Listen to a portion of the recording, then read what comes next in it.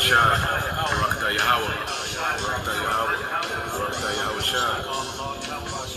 27. The Lord is my light and my salvation. Whom shall I fear? The Lord is the strength of my life. Of whom shall I be afraid?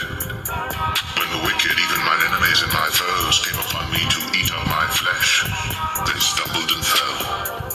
Though an host should encamp against me, my heart shall not fear. Though war should rise against me, in this will I be confident. One thing have I desired of the Lord, that will I seek after, that I may dwell in the house of the Lord all the days of my life, to behold the beauty of the Lord, and to inquire in his temple. For in the time of trouble he shall hide me in his pavilion. In the secret of his tabernacle shall he hide me. He shall set me up upon a rock. And now shall mine head be lifted up above mine enemies round about me. Therefore will I offer in his tabernacle sacrifices of joy. I will sing, yea, I will sing praises unto the Lord. Hear, O Lord, when I cry with my voice. Have mercy also upon me, and answer me. When thou saidst, seek ye my face, my heart said unto thee, thy face, Lord, will I seek. Hide not thy face far from me. Put not thy servant away in anger. Thou hast been my help. Leave me not, neither forsake me, O God of my salvation. When my father and my mother forsake me, then the Lord will take me up. Teach me thy way, O Lord, and lead me in a plain path because of mine enemies. Deliver me not over unto the will of mine enemies, for false witnesses are risen up against me, and such as breathe out cruelty. I had fainted, unless I had believed to see the goodness of the Lord in the land of the living. Wait on the Lord, be of good courage, and he shall strengthen thine heart. Wait, I say, on the Lord.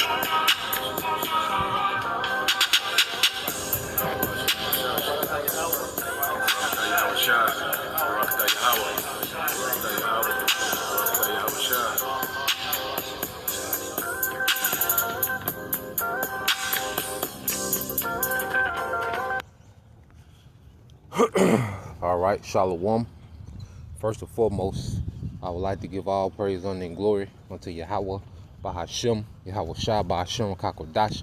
Double honors unto the apostles and the elders of GMS who rule well, teach well, being great examples towards younger brothers. And peace and blessings, salutations to the hopeful lake out there, pushing his word in truth and in sincerity across the four winds in the name of Yahweh, Bahashem, Yahweh Shah.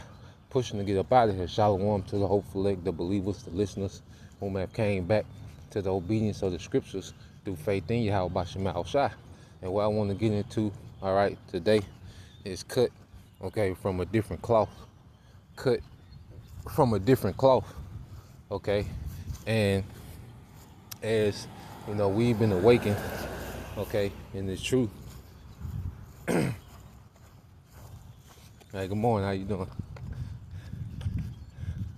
You know, as we've, you know, been awakened in this truth, all right, and as we, you know, going back to the old paths, you know, that old way of thinking, that old mindset, okay, as we, you know, become what we read, you know, we read these accounts, all right, in the scriptures, you know, and we go into how our forefathers, you know, reacted to certain situations, you know, their perspective, you know, even some of our foremothers, you know, how they maneuvered, you know, and they were built different, okay?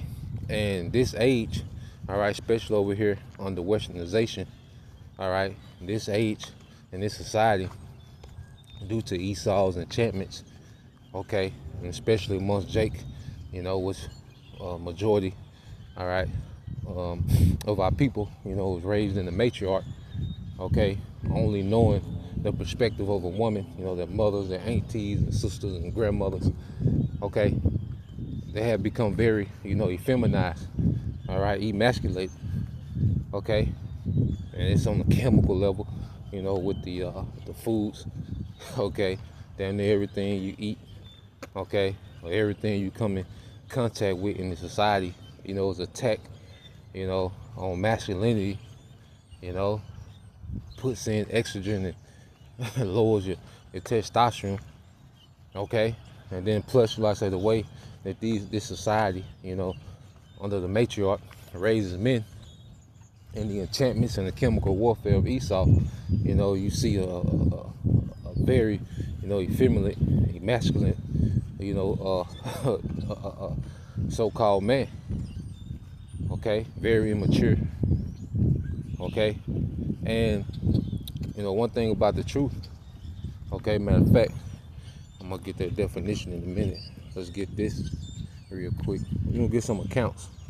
Okay, now when you go here, and another thing, Christianity plays a major part, in emasculating, all right, Israelite men.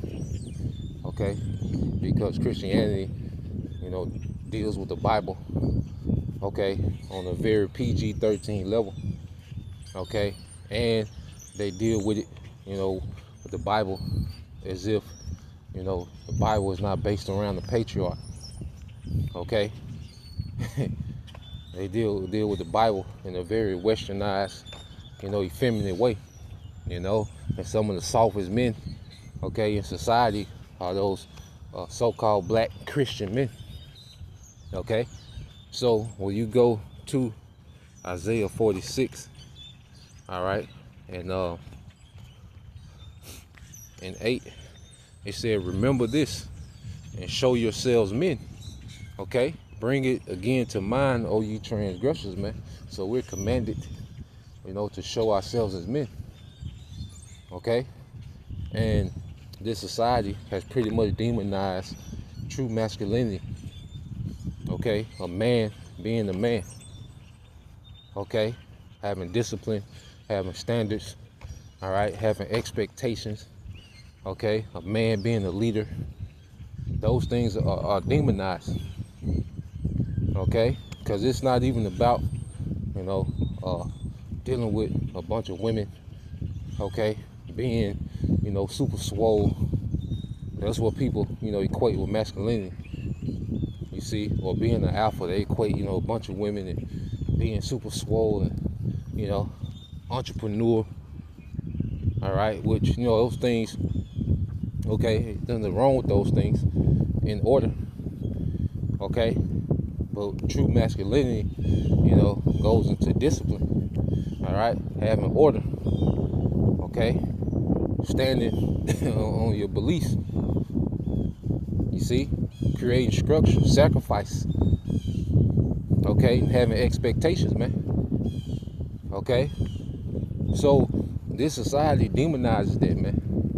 All right, and this society pushes a narrative as if the woman, okay, is above correction. You see, this society pushes as if the woman is above correction.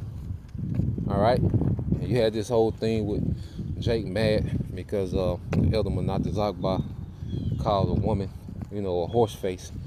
All right, and Jake, jumps in a human shield, because the niggas love being human shields for random women. Okay, that's a thing in this society. All right, in which, hey, they're gonna need you more than ever in the times to come. You see, but just going back to the point. All right, and the woman, Eve, clearly going off. Okay, wicked as hell. She's taking this stance like she's some type of authority figure, like she's a camp supervisor, telling brothers that they off. Okay, which is completely ass backwards. All right, and no one, this society, loves to push the woman as the victim and the hero. For the longest, the woman has been able to play that narrative, and the man, the common man, just the average man, is automatically the villain. Okay, but now, man, the scriptures hold everybody accountable, man. All right, the Israelite man, woman, and child, Ezekiel 9:4, which you would get it. But the Bible holds everyone accountable, man. Okay, and a part of this government that's being formed, beginning with the elder apostles, the bishops, okay, the heads of camps, and so forth, down to the newest brother, the youngest brother in the spirit. The Lord is forming a government, okay? And then that government is built, okay, for what? Let's go here. Let's get 2 Timothy.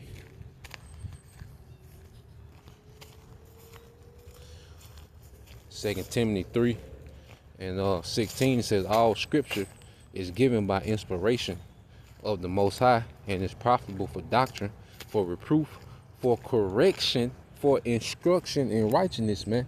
And those instructions come from the men. Okay? Those instructions come from the men. And it goes downhill from there. See, the Lord is bringing the patriarch back. Okay? And this society is heavily offended at the patriarch. You know? The nigger woman is extremely rebellious against the patriarch of Israelite men. You know? Now they obey the patriarch of Esau. Okay? You see? They on point for that patriarch.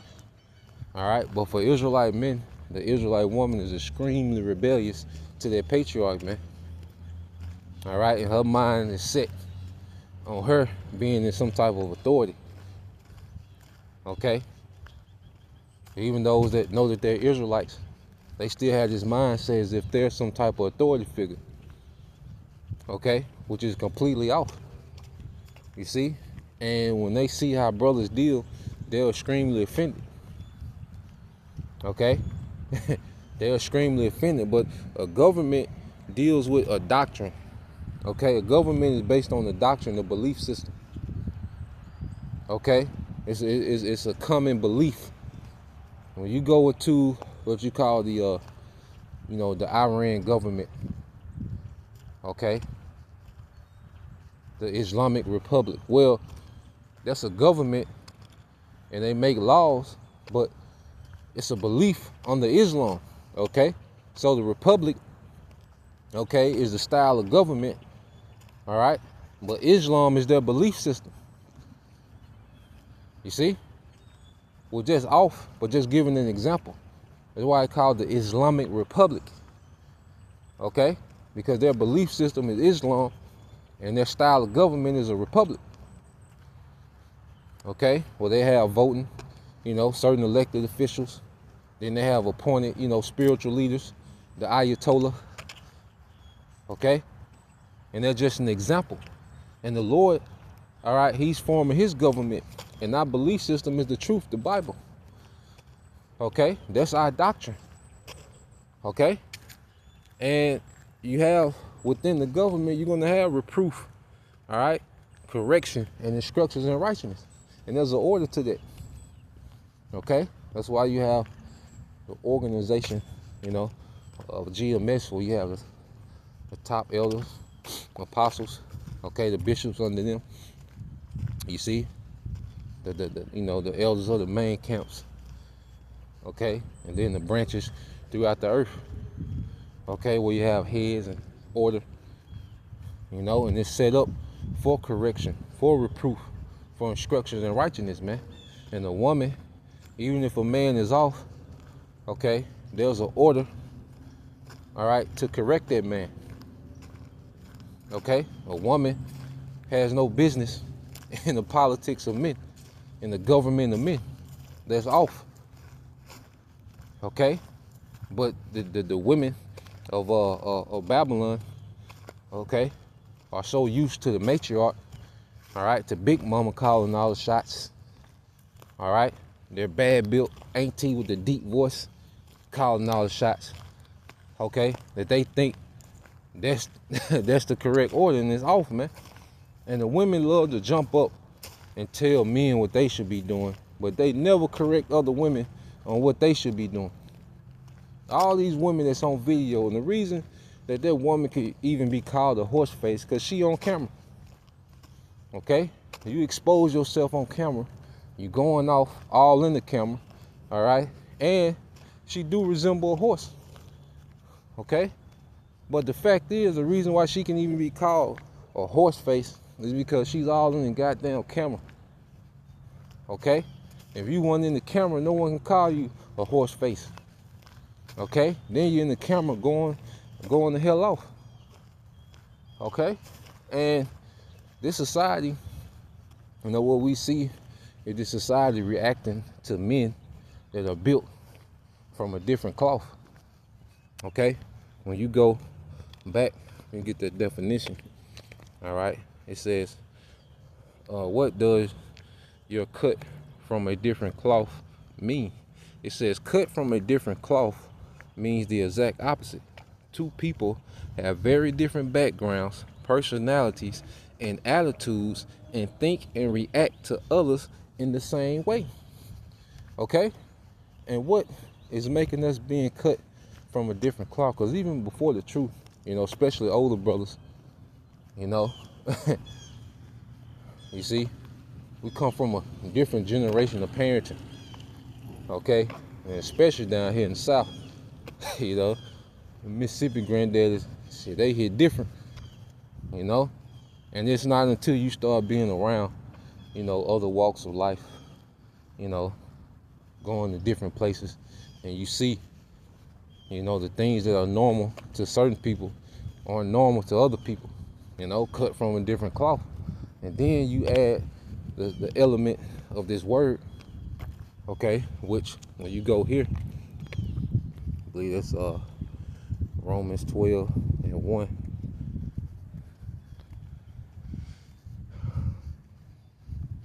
Now 12 and 2. It says, it's in the NLT. It said, don't copy the behavior and customs of this world. The truth is making us from a different cloth than this world. Okay? We don't move off the customs and the behaviors of this world. Okay? We're moving in a completely different way. The truth is cutting us out of a different cloth than everyone else. Okay? And it says, but let the Most High transform you into a new person, changing the way you think. Okay? Now, going back to being cut from a different cloth, it says two people having very different backgrounds, personalities, and attitudes, and think and react to others, all right, the same way.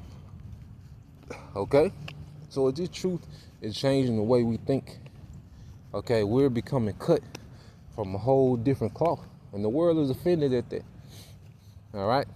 And there's a very heavy misconception about the Bible, the characters of the Bible. You know? Let me see.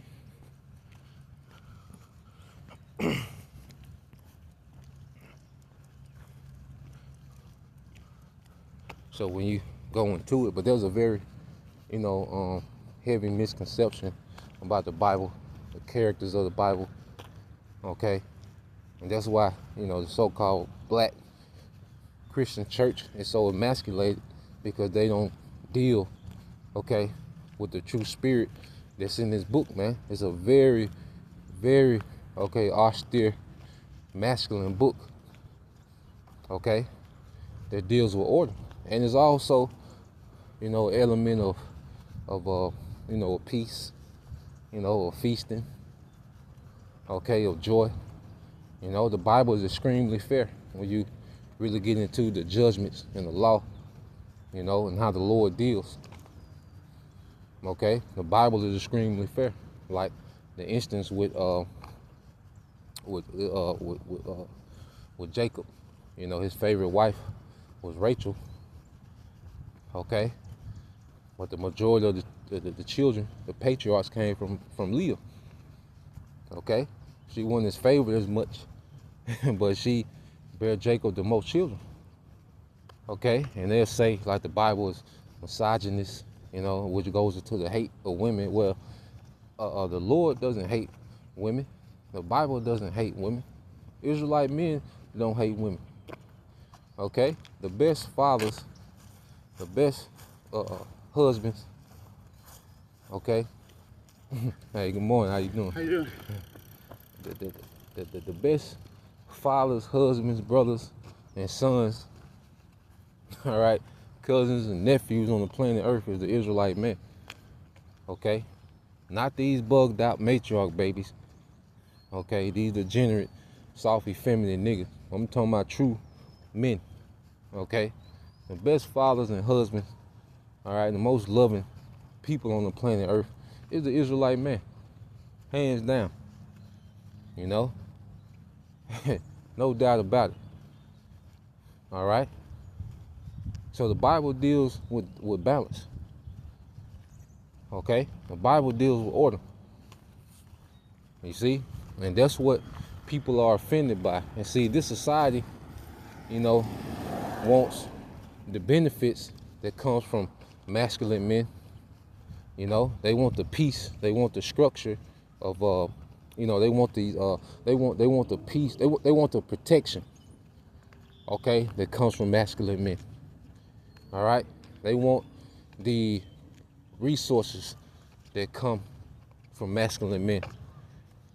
Okay, and that's why you look in this society, you know, that Homer Simpson, you know, Peter Griffin, Carl Winslow archetype that they push, where the man, you know, is just this provider, this passive provider, but has no say-so or authority in the household. That's the type of men that this society has bred. Okay, well, men are supposed to be, you know, the providers, but passive, not supposed to say nothing about anything. Or the woman and children are just running amok. Okay, and he's just their sponsor. Okay, the happy life, happy wife mindset, man. Okay, when you have a situation and you call the police, all right, you want the most masculine, brolic, okay, officer that they got. Okay, if you have a fire, okay, you call the fire department, you want the most brolic, okay, in shape firefighters that they got. You see? You know, when it's time to do, okay, landscaping or whatever, you know, you hire landscapers, you want the most brolic, hard-working, okay, workers that they are. Okay? But when it comes to taking correction from men, okay, amongst our people, because our people have a very rebellious spirit towards Israelite male authority, you know, and Esau and the matriarch, all right, Esau and Eve play a major part in that mindset that dominates our people, man. Okay, so let's go here. Let's finish this. And it says Romans 12:2. It said, don't copy the behavior and customs of this world, but let the Most High transform you into a new person by changing the way you think. Then you will learn to know the Most High's will for you, which is good and pleasing and perfect, man. Okay? So we're really learning what's pleasing to our power. As the scriptures say, be of cheer. All right, be of good cheer, O Israel. Happy are ye, because the things that are pleasing to the Most High are made known unto you. All right, Baruch 4:4. Okay? And it comes with us taking the correction. All right? From male authority. Okay? And as we're being renewed in the way we think, okay, that new attitude, all right, is making us cut from a different cloth. And the spirits that's within us is built different, man. Okay? The spirits of the hopeful elect are different from everyone else amongst Israel, man. Okay? Even when you go to Numbers, all right, 16, I want to say. All right? And this was when the Lord had sent those spies out. Okay? Is it 16, maybe 14?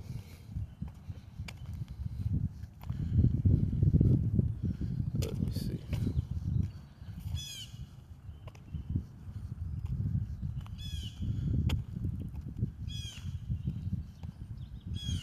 Yep, so you had those spies sent out, those 12 spies, and 10, you know, came back with a faithless report, you know, because Jake was still slave-minded coming out of Egypt. You know, they didn't develop, you know, their conquering spirit. All right, as the Lord was, you know, aiding them, and the Lord took down the empire for them, man. Egypt was an empire. Okay, the government of Egypt had authority over other governments in the earth. It was an empire, man. And the Lord took them down for the sake of Israel. And Jake, okay, still was slave-minded, man. Okay, but Caleb and Joshua, they had developed a conquering, ruling class mentality, man, during that process. You know, just like this grace period now, this grace period for us to develop a conquering, ruling class mentality, man, and righteousness, man. You know, and people think of ruling class, you think about, you know, being just an asshole. Nah, man. It's just going into order, structure, discipline, integrity. Okay, having certain expectations. Okay, having restraints on the flesh. Okay, patience. You see, wanting to see, okay, your people, all right, in a position of rulership, that being the top people in the earth. Okay, people throw this term around racist. Well, every nation on the earth is racist. All right, you go into the word, okay, is means that what, you're just pro something, man.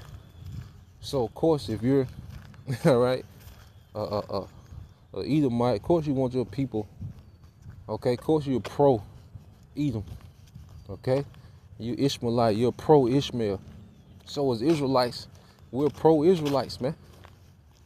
We want our people to be in the absolute best position that they can be. Okay, we want our people well off as they can be, everyone.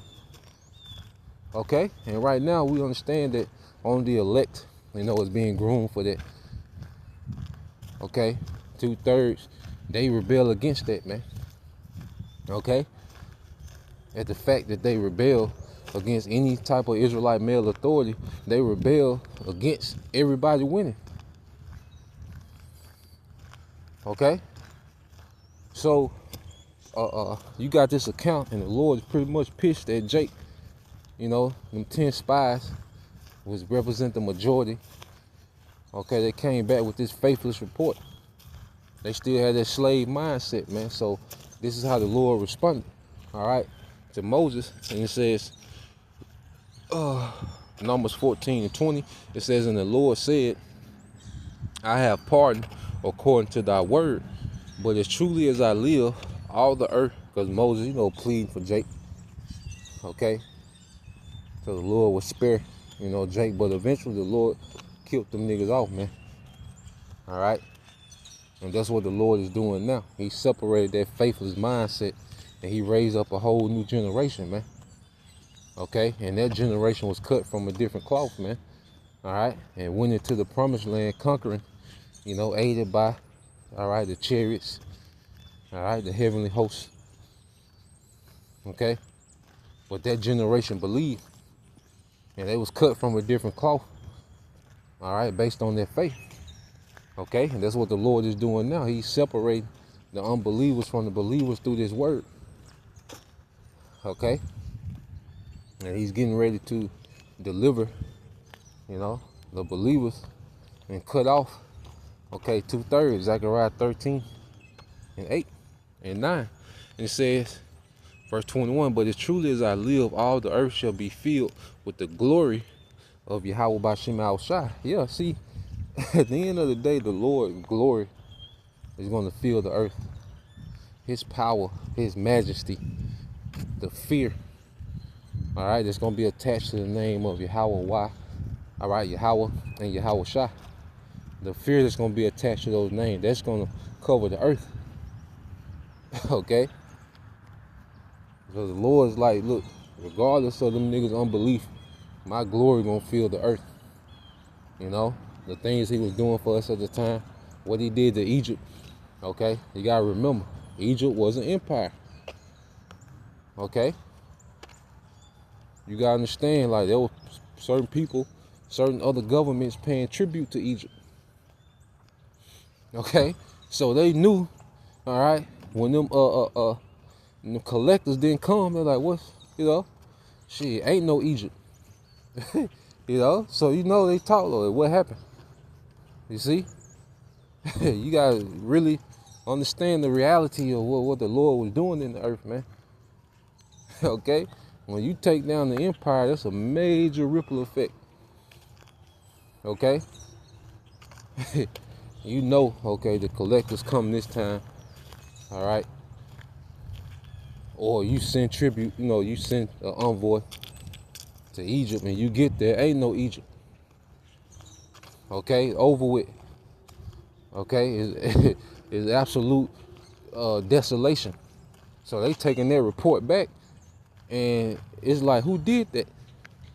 And it's like Yahweh, the God of the Hebrews. You see? So the Lord's name was ringing. You see? So the Lord did all this, and you still had niggas with that slave mentality, man. Trying to go back to show you how Jake had a mental illness then. Them niggas is back now. Niggas talking about going back to Egypt. Nigga, ain't no Egypt to go back to. Niggas in the wilderness talking about going back to Egypt like they didn't just witness what happened. Nigga, what Egypt? Okay? 2/3 will be on the chariot wanting to go back to America after the Lord turned in the desert, man. Okay? They got that incurable wound. The only thing that's gonna cure it is a reset. Okay? They gotta be born in the kingdom that's established and running. Okay? Keep reading. It said, but as truly as I live, all the earth shall be filled with the glory of the Lord Yahweh B'Shem Yahushai, because all those men which have seen my glory and my miracles which I did in Egypt and in the wilderness, and have tempted me now these 10 times, and have not hearkened to my voice, surely they shall not see the land which I swear unto their fathers, neither shall any of them, that provoke me see it. But my servant Caleb, because he hath another spirit with him, and have followed me fully, him will I bring into the land whereunto he went, and his seed shall possess it. Okay? So, Caleb, okay? Alright, would you go into that name? Alright, but Caleb is a representative, alright, of the elect. Alright? Would you go into that name, Kalab? Okay, and what does it mean? A dog. Caleb had that dog in him. You see? Caleb was built different. I remember I used to coach, I say Little League, and there's certain players, 5, 6, 7 years old, like they just automatically, they got that dog in them. Like they just built different. They come out different. They walk different, they react different. You can tell at a young age. And some bloom later than others, because some just from being around, being around them dogs, they got no choice but to be a dog, or they ain't gonna make it. But Caleb was different. He had that faith, man. You see? Even when he was up in age, because he was young then. Okay? But even when he was 80 and they got to, they got to Jericho, and they started to conquer, Caleb was still with it. At 80 years old, like he's like, look, I'm strong as I am, as I was in my prime. Like Caleb, I'm still in my prime. You get that account. You see? And Caleb was still with it 40 years later. Alright? Because he had that faith, man. He was cut different. You see? And that's the way that the elect, are built, and it starts from the womb. Like you gotta be born with it. You gotta be born with it from the womb. Okay? And the scriptures go into that when you get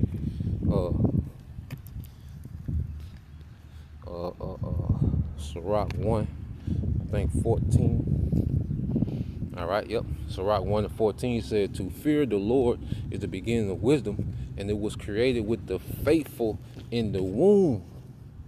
It was created with the faithful in the womb. Okay? So when we read these things, we have to understand, all right, that the Lord built the elect, the hopeful elect different. You see, the way we react, okay, the attitude, the outlook. You see, it's completely different, man, than everyone else. Okay? So, yeah, the elect is cut from, another cloth. And Yahushua prayed, because he knew, that we would wake up to who we are. All right, especially Israelite men. Okay? And this emasculated, all right, matriarch, and Yahushua prayed for us, man, because really, it's just a vexation of way, people are, man, especially of our people, man. Especially these, the so-called men, supposed to be men of our nation, man. It's a vexation, man. Okay? Because we come from a whole different breed, all right, of men. You read the accounts of our forefathers, man. All right? They was of another breed. When you go here, first, this is St. John 17, and, all right, in 14, he says, "I have given them thy word, and the world," all right, this age, and also the cosmos of Israel as well, all right, "has hated them because they are not of the world, even as I am not of the world." See? So, Yahushua understood that, okay, when these men wake up in these captivity, okay, and this goddamn, all right, emasculated matriarch, okay, they gonna be vexed. They not of this age. This ain't them. It's like we become new creatures, man. It's like we've been dropped off in the goddamn twilight zone, man. And we look at how our people operate. Okay? The feminine mindset of our people, but everybody is so goddamn tough, man.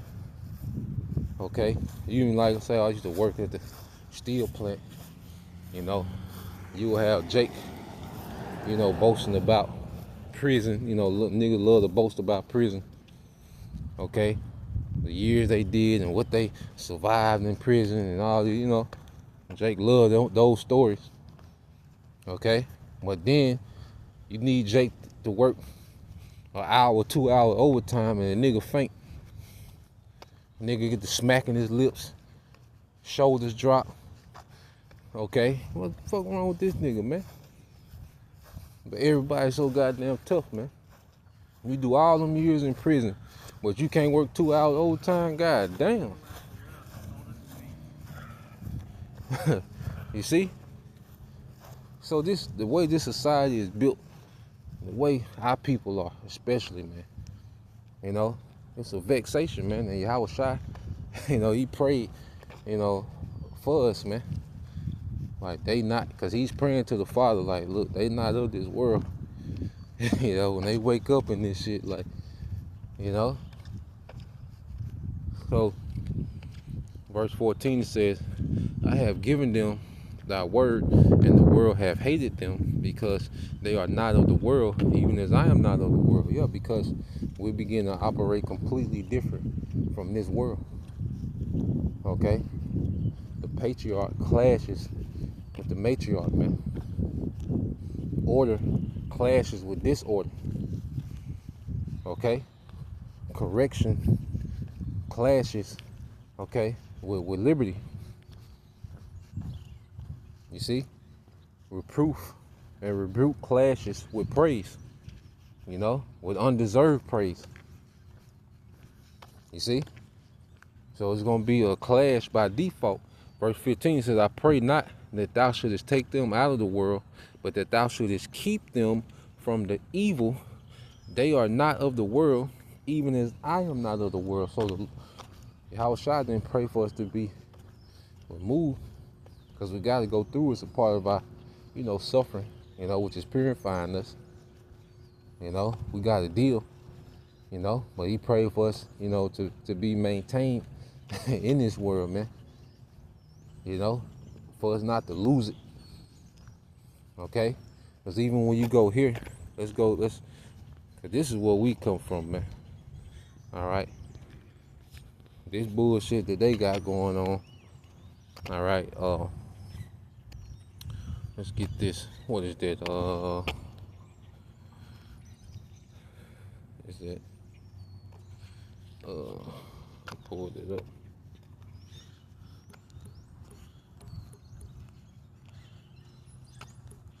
I think that's, yeah. So this is when Absalom, attempted to do a coup. All right, on his father, King David. Okay, King David, had got the word. All right, and immediately, he separated him, and and his men. Okay, his loyal men separated and went into the wilderness, man. Okay, because those men were built different. So you had Absalom and them young niggas who he came up with. All right, and these niggas was born in palaces. Okay, you gotta think these men are billionaire children. All right, Absalom and his, his partners, they got on this tough kick. You see, they were hyped up. Okay, but one of the elder men, when they asked them for counsel, Absalom is asking him for counsel for Shai. All right, this is his response. This is 2 Samuel 17:8. It says, I read this. Yeah, I read it both.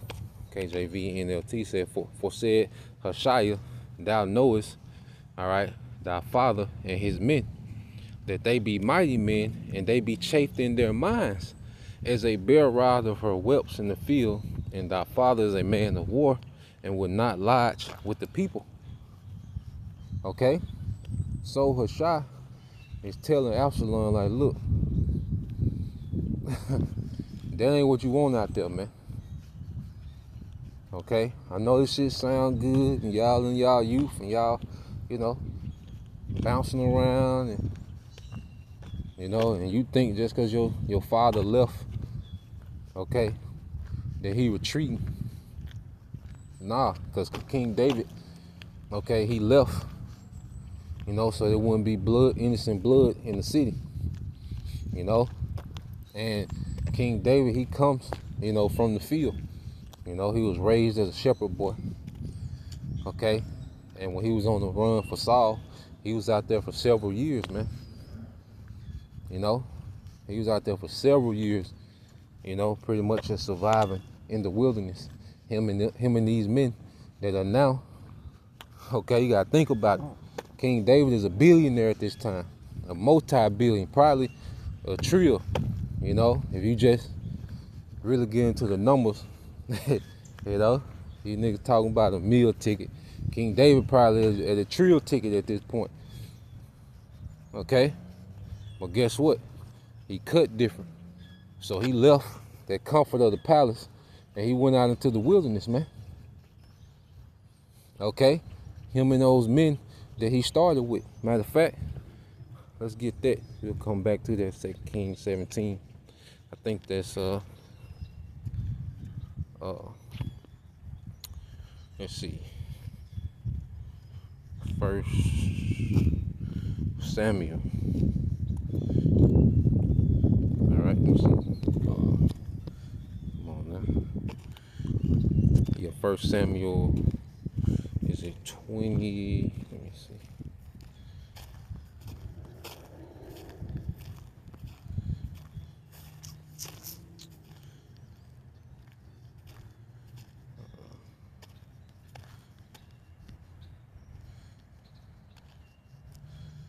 Might be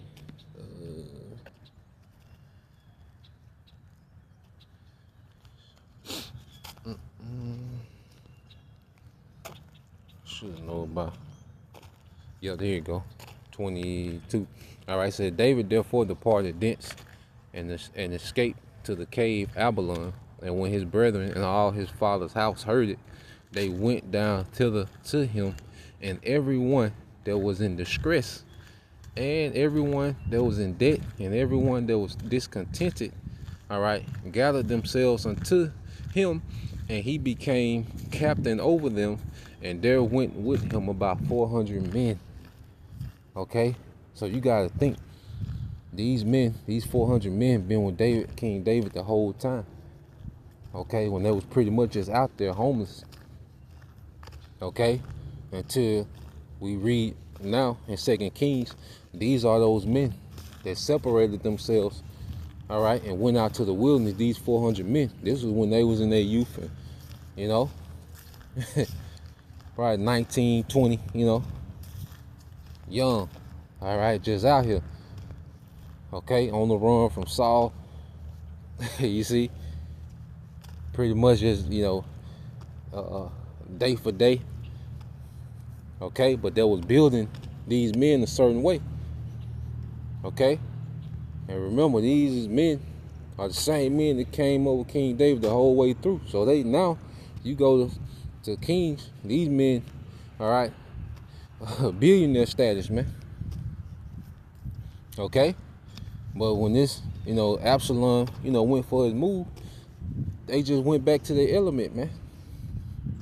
Okay, and Habashai is telling Absalom, simple as, like, look, because you know, Habashai, okay, you know how Jake, you know, they know, you know, Jake in the neighborhood, they know stories of certain men, you know, like they seen the whole process, you know, they on the sideline looking at the process of certain men, like they got stories of particular men, you know.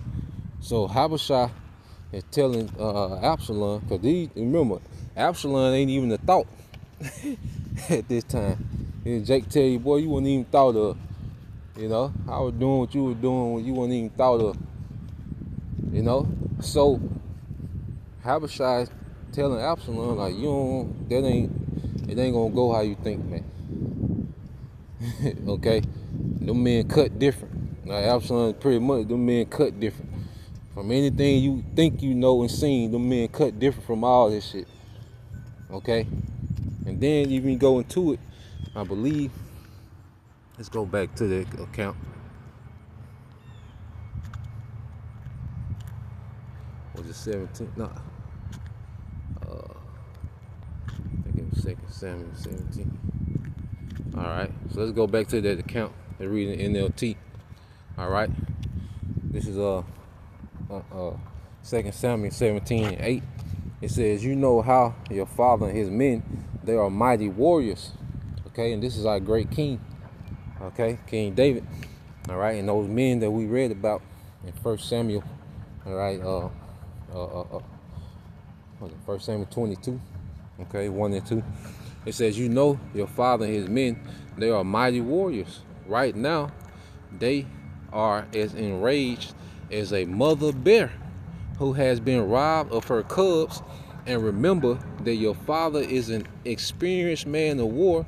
He will not be spending the night among the troops, man. So King David was really, you know, those men, that was pretty much like, you can equate them to like the Navy SEAL 16, Special Forces. Okay, extremely experienced, man.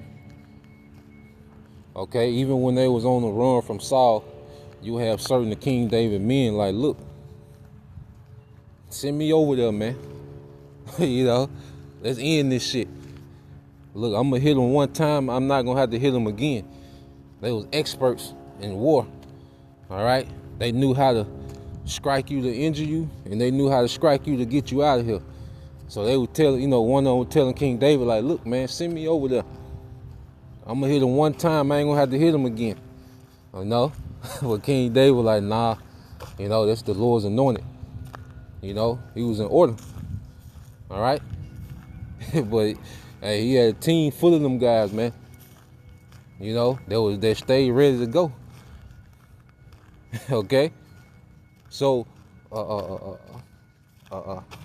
Habashai, when you keep reading, He's pretty much he's telling Absalom how this shit gonna go. He says, verse 9 said, he has probably already hidden in some pit or cave.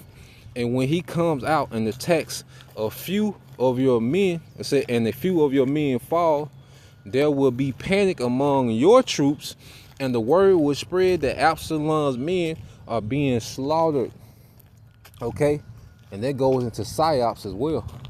Because like you see the news now, or these small hats are always reporting of, the deaths, the strikes, 1,100 airstrikes, so many targets hit, and so many deaths. Okay, they're trying to pretty much, push or paint the picture, okay, that they just dominate, So King David, a tactic, all right, he was gonna be guerrilla warfare.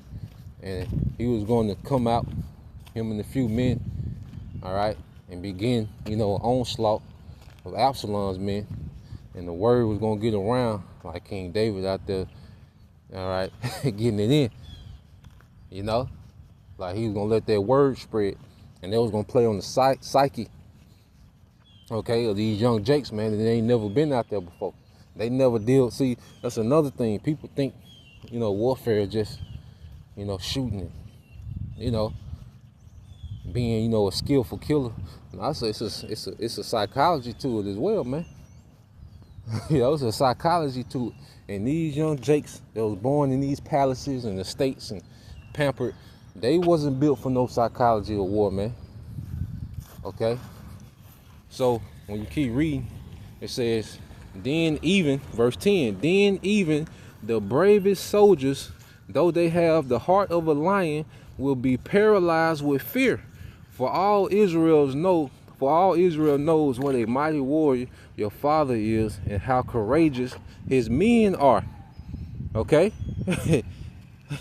So he said, look, when King David get to working, when those men, King David and his men, your father and his men, get to working on you niggas, all right? All these tough guys you think you got around, they're going to be paralyzed, man.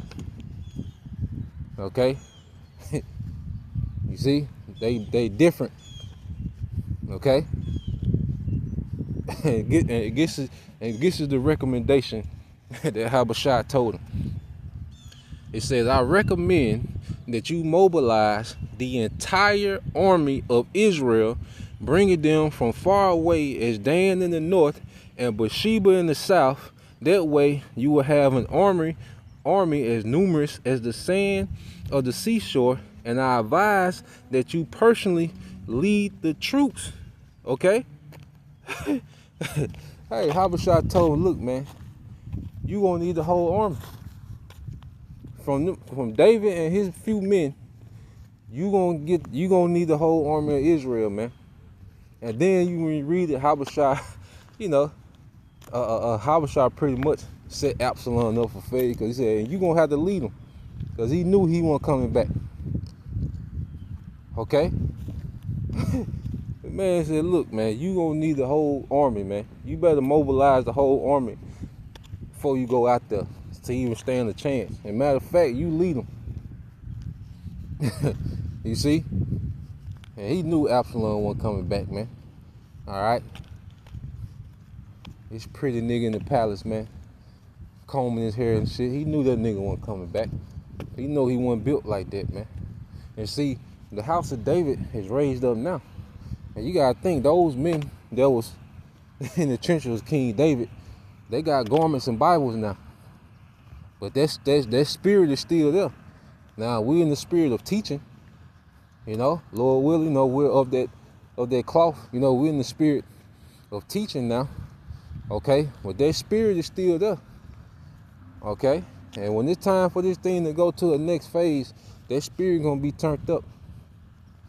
Okay, so you jakes, you niggas offended, okay, at how we talk and correcting the woman and calling the woman a name. If you offended that name calling, you gonna melt when the Lord open up.